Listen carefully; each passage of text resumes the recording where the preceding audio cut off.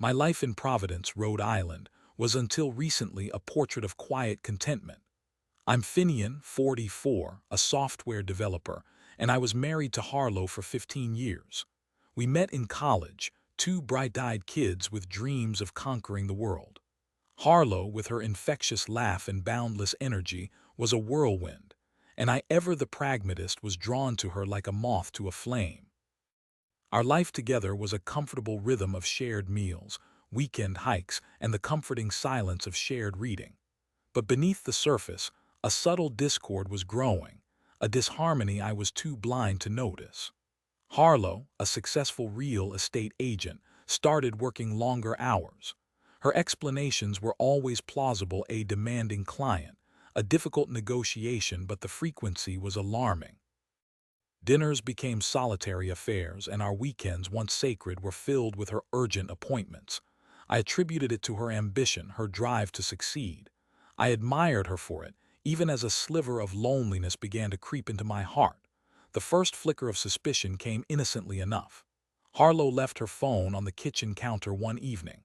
A notification popped up, a text message from an unknown number simply reading, "Thinking of you."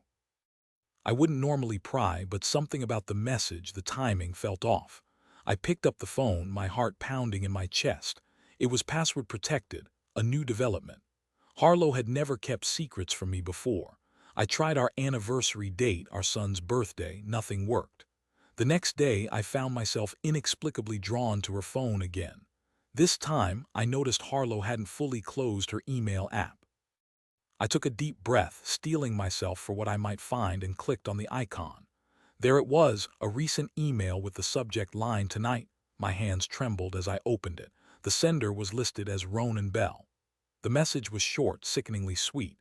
"Can't wait to see you later. Meet me at the usual place, Ronan Bell." The name meant nothing to me. I scrolled through Harlow's inbox, finding a string of similar emails, each one a dagger twisting in my gut. The usual place was revealed in another email: the Mariner's Inn, a secluded hotel on the outskirts of Providence, known for its discreet clientele. I felt a wave of nausea wash over me. My wife, the woman I loved, the mother of my child, was having an affair. I spent the next few days in a daze, going through the motions of my life while my mind reeled. I couldn't eat, couldn't sleep. The image of Harlow with another man burned in my brain. I considered confronting her immediately, but a part of me needed proof, needed to see it with my own eyes before shattering the illusion of our perfect life. I decided to follow her. On the night of the supposed rendezvous, I told Harlow I had to work late. I watched her leave the house, a familiar pang of loneliness hitting me as her car disappeared down the street.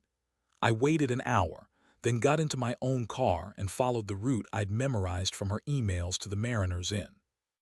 The hotel was exactly as described, discreet, unassuming, hidden behind a veil of trees. I parked across the street, my hands gripping the steering wheel, and waited. Time seemed to stretch into an eternity. Finally, I saw Harlow's car pull into the parking lot. My heart lurched. I watched as she got out of the car and walked towards the hotel entrance. A few minutes later, a man emerged from the shadows and joined her. It was Ronan. They embraced, a long, passionate kiss that confirmed my worst fears. I wanted to scream, to run over there and tear them apart, but I remained frozen, paralyzed by the sheer magnitude of the betrayal. I watched them disappear inside the hotel. The next few hours were a blur of rage, grief, and disbelief. I drove home numb and sat in the dark, waiting for Harlow to return. When she finally walked through the door, her face flushed, her eyes shining, she greeted me with a casual, "Hey, honey, sorry I'm late. Traffic was a nightmare." The lie hung in the air, thick and suffocating. I didn't say anything. I simply looked at her, my eyes filled with a pain she couldn't possibly comprehend. She sensed something was wrong. "What's the matter?" she asked, her voice laced with concern. "I know," I said, my voice barely a whisper. Her face paled. "Know what?" "I know about Ronan. I know about the Mariner's Inn." The color drained from her face. She stammered, trying to deny it, to explain it away, but the truth was written all over her. Finally, she broke down, confessing everything. She claimed it was a mistake, a moment of weakness, that she still loved me. But the words were hollow, meaningless. I couldn't forgive her. The trust was broken, shattered beyond repair. We separated shortly after. The divorce was messy, acrimonious. Harlow fought for everything she could get, fueled by guilt and desperation. I didn't care about the money. I just wanted her out of my life. As I started rebuilding my life, I learned Ronan Bell was a real estate developer, often dealing with Harlow. Months later, I stumbled upon Ronan's social media profile. There he was, posing with Harlow on what seemed like a vacation in Cancun. The comments were filled with congratulations on their new relationship. They were flaunting their affair, rubbing my face in it. The anger that had been simmering beneath the surface finally boiled over. I couldn't let them get away with it. I started digging into Ronan's business dealings. It wasn't difficult. Ronan was arrogant, careless. I discovered a pattern of shady transactions, illegal kickbacks, and tax evasion. I gathered all the evidence I could find and anonymously sent it to the IRS and the local news outlets. The fallout was swift and devastating. Ronan's empire crumbled. He was indicted on multiple charges, facing years in prison. Harlow's reputation was ruined. Her career as a real estate agent was over. She was ostracized by her friends and colleagues. They lost everything. I watched it all unfold from a distance, a sense of grim satisfaction washing over me. It wasn't revenge, not exactly. It was justice. They had hurt me, betrayed me, and they had to pay the price. But as the dust settled, I realized that their downfall hadn't brought me the peace I craved. The pain was still there, a dull ache in my heart. I was free, yes, but I was also alone. The life I had envisioned, the future I had planned, was gone, replaced by a void I didn't know how to fill.